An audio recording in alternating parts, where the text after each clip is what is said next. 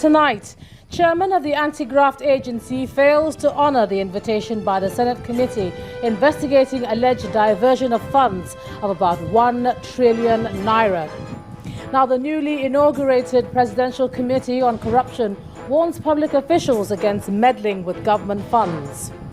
Another suicide bombing in Maiduguri, Borno State kills 1 soldier. And, of course, the tragic shooting of 2 television presenters in Virginia, the United States. On Business News Tonight, Nigeria's growth for the second quarter slows from 3.96% to 2.35%. And on Sports News Tonight, Nigeria's Tigers to meet Gabon in the AfroBasket quarterfinals after beating Mozambique in the round of 16.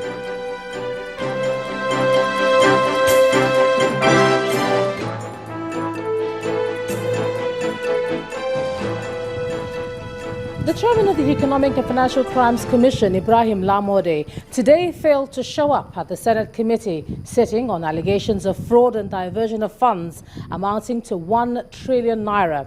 Now, at the opening session of the hearing at the National Assembly, the petitioner, George Ubo, said over 95% of overseas seizures by the Anti-Curruption Agency were also diverted. Mr. Lamode had written to the committee to ask to be allowed more time to gather relevant documents and to be given another date to appear before the committee to answer to the petition. After several days of media reports of alleged corruption at the Economic and Financial Crimes Commission, it was time for the petitioner to make his case before the Senate Committee on Ethics, Privileges and Public Petition. A case of over 1 trillion naira allegedly diverted by the Anti-Graft Commission. The petitioner, George Ubo, outlined his case. EFCC doctors and manipulates bank accounts to conceal diversion of funds. 3. EFCC releases recovered funds to unidentified persons and EFCC officials. Over 95% of EFCC's recoveries in foreign currencies, other than those from multinational companies, have been diverted. He also alleged that the Anti-Graft Agency admitted to underreporting monies recovered from former governor of Bayelsa State, Diapriye Alamesia. As at the 30th of October 2013, EFCC is still keeping back the sum of 1.6 billion naira that belongs to the Bayelsa State government. This amount is part of the 3.2 billion tucked away by EFCC in a fixed deposit account with Access Bank CSBC 6 here. So I approached DSP Alamesia and I showed him this evidence. And DSP said, yes, you are right. Everything they took from me were never accounted for. But who am I to say anything? Everybody already, brands me as a thief. And I went to the state government. I disclosed the same to them. They said the amount you have they sent to us is exactly what we received. I said, now you have a refund. $1.4 billion and $1.3 million. They said, what do we do? I said, give me a letter of mandate. So there's a letter from Bayelsa State to me. That is a mandate letter written to me to collect these monies. So based on the mandate, I formally wrote EFCC. Now, everything transpired in 2013.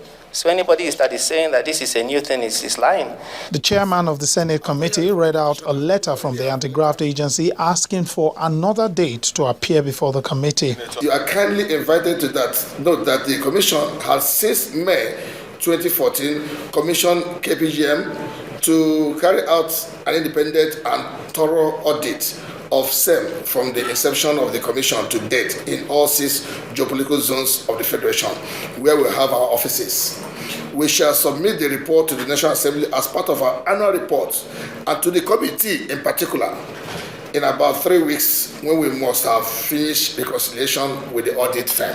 An official of the Anti-Graft Agency who was present at the event, however, questioned the procedure adopted by the committee. I really want to be enlightened with utmost respect. I don't know the procedure of the committee.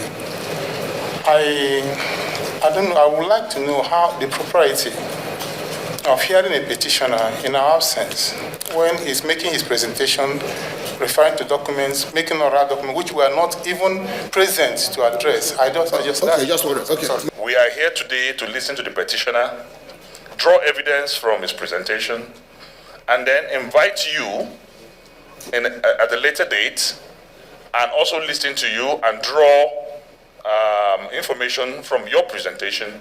Then we will bring, if there's need, we will bring both of you together.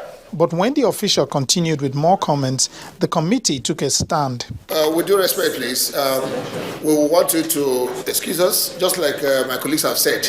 We'll have a time when we'll invite you.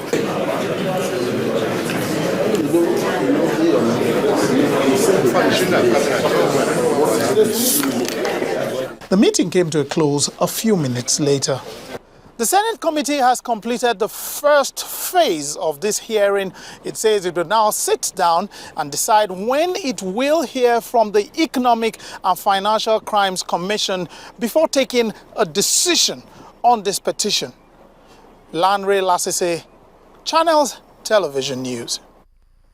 The NDDC's managing director, Mr. Basidan Abia, today debunked allegations that 183.7 billion naira is missing from the Commission's coffers. The NDDC helmsman, who spoke to State House correspondents after a meeting with President Muhammadu Buhari, says that the Auditor General's claims are false. He explains that the NDDC and the Office of the Auditor General are reconciling the records. As far as the audited account is concerned, gentlemen, please let us behave as we want the truth. If the truth must be told, how many of us know that the audited accounts under reference refer to 2008 to 2012? Few people don't even know. A friend, I was not the MD then. Let's get that fact clear. The second one of not having access, I do not know from when to when. I do not know from when to when.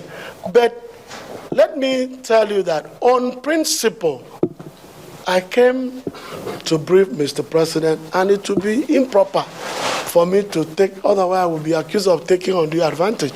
I don't want to use this privilege. Yes, but let me assure you that even by admission of the Accountant General, no 183 billion could have been missing. By his own admission, because APG, as you know, is governed by Advance Payment Guarantee. But please report me and quote me. Office of the Accountant General is an Auditor General, is a government agency, just like NDDC. So I do not think it will be proper for various agencies of government to be coming to exchange whatever clarification. We shall engage the Office of the Auditor General, and proper record will be. Nigeria may no longer be a safe haven for corrupt public officials, as it appears there will be a showdown for those who have looted the treasury. The chairman of the Presidential Advisory Committee on Corruption, Professor Ishe Sage, has warned that his committee will make sure it brings back the glory of the world's most populous black nation with the mandate that it's been given. Professor Sage spoke today in a special interview with our political correspondent, Seun Okinbaloye, in Lagos. One of the things that's happening now is that once a corruption case is filed, the first thing the senior advocate does, because they usually go for senior advocates, these high-profile cases, the first thing they do is to file a preliminary objection straight away, contesting the jurisdiction of the court.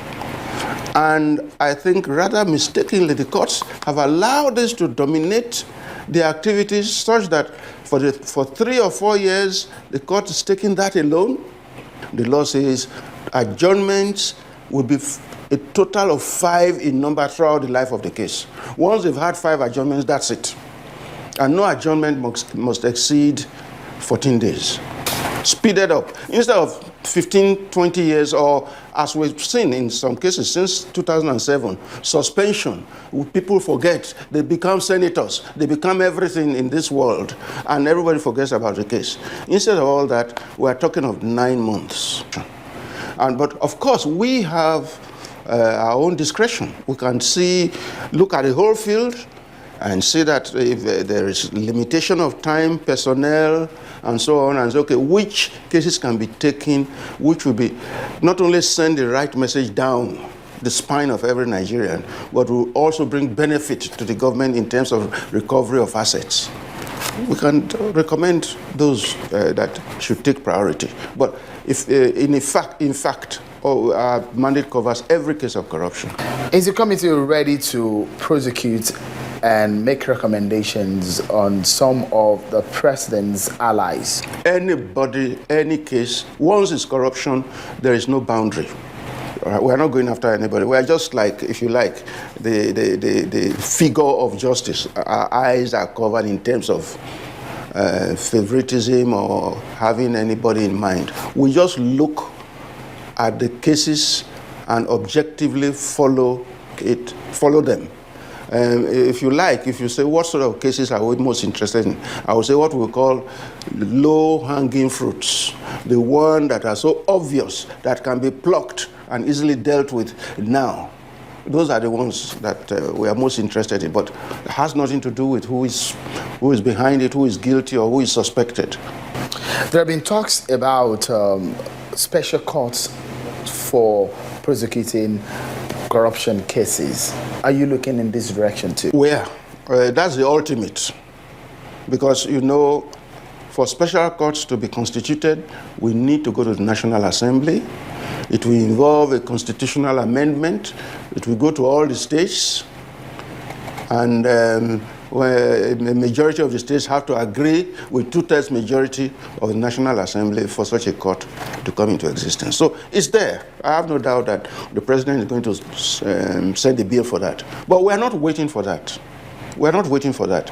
We already have a system which we are proposing, which has in fact been used before, which is to identify judges who have integrity, who have character, who are bold and courageous, and who have passion for justice and passion for defeating corruption.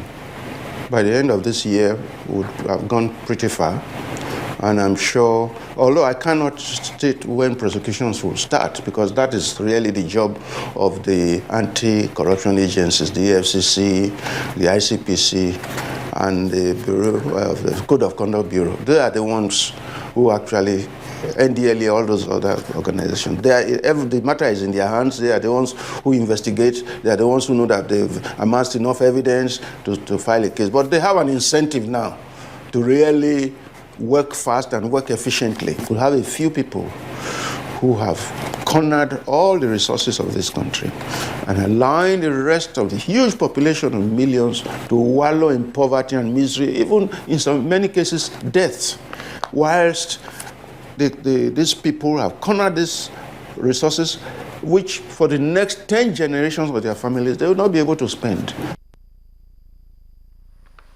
In part 2, after the break, the NNPC cancels contracts for crude delivery to refineries. That's in a moment. Please stay with us.